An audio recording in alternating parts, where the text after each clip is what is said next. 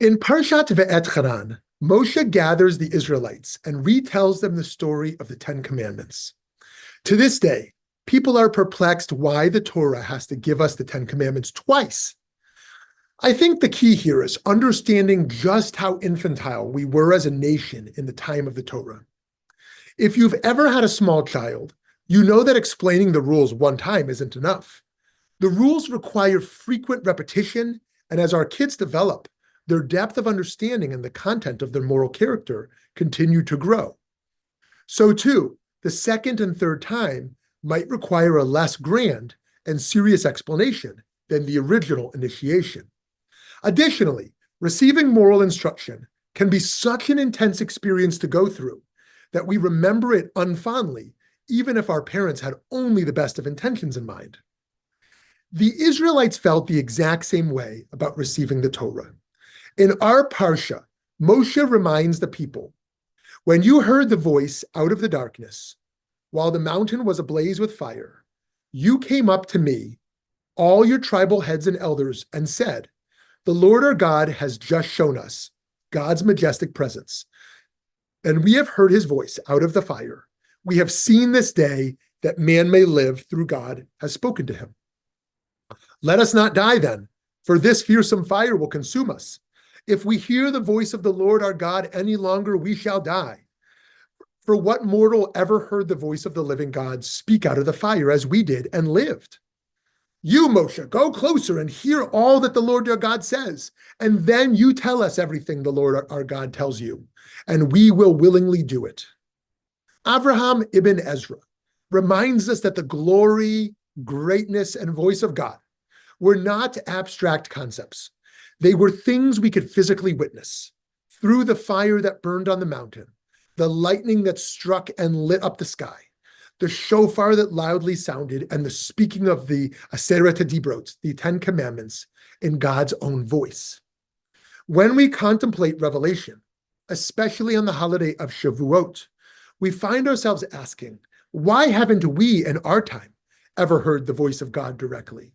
Surely if I were standing at Mount Sinai, I'd be able to withstand the voice of God and all of God's demands, right? The Torah seems to tell us that direct revelation is simply too much for nearly all human beings to handle. We cannot bear it. One Midrash tells us that after the Jews heard the Torah, they traveled for 3 days from Har Sinai, like a child who runs out of school. So too, they ran from Har Sinai for 3 days because they had learned so much Torah at Sinai. God spoke a little bit, and that was too much that we needed to stop the voice. Of course, there's the famous Midrash that the people are running away from Sinai. They die and come running back. When we think about our development as a nation, we really were, especially on a cosmic scale next to God, the equivalent of school children being made to learn letters and numbers and how to behave. Before Revelation, we were, as a people who had, up until recently, had experienced nothing remarkable in our lives as slaves. Then we were suddenly given the miracles of the Exodus, from the plagues to the splitting of the sea. And now, in the most fantastical event in all of human existence, we get revelation, the word of God, direct instructions for running an ethical human society.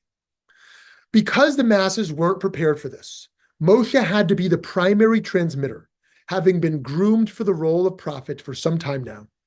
And as we know, there's never since been anyone like Moses. I think we can take comfort in knowing that most of the time, we're not in the role of Moshe. We're in the place of the people at the bottom of the mountain, waiting for instruction. Knowing that the Israelites were at an elementary stage, we can remember to be gentle with ourselves about how much we can take in from the world. In a day, we experience so much beauty, love, pain, information, and social interaction that we can easily be distracted from our missions in the world, or too worn out to carry out the tasks we want to.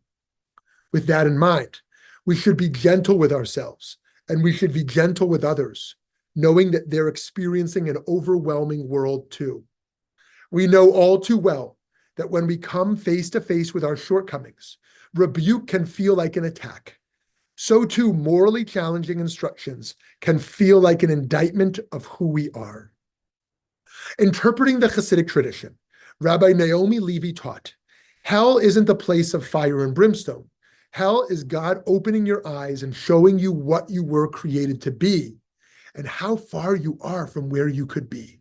We should recognize that in some sense, we're just kids. Rebuke is overwhelming and we're limited in how much we can take in general.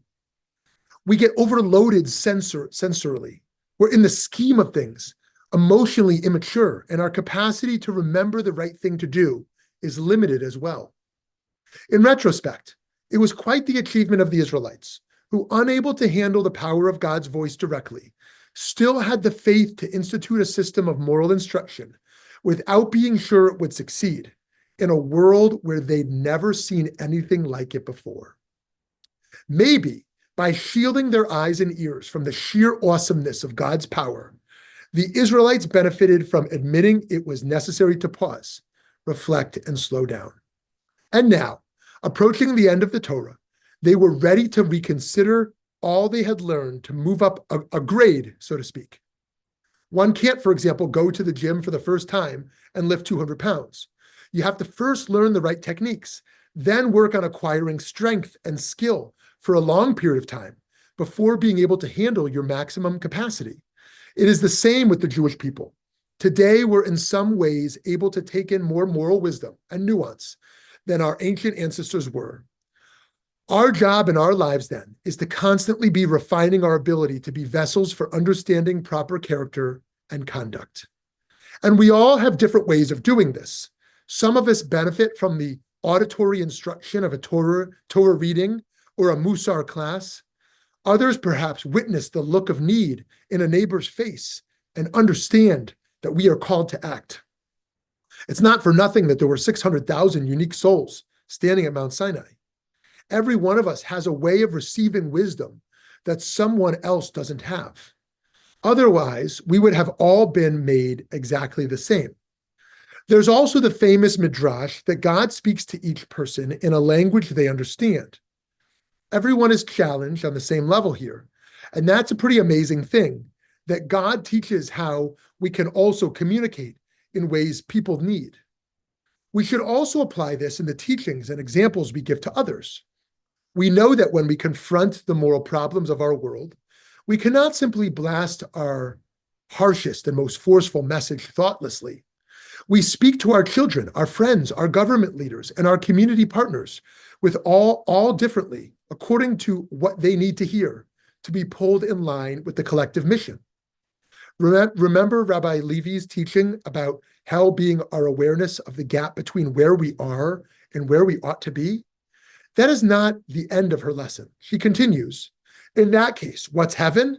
Heaven is is God showing you what's possible and giving you a push in the right direction so that you can fulfill that promise.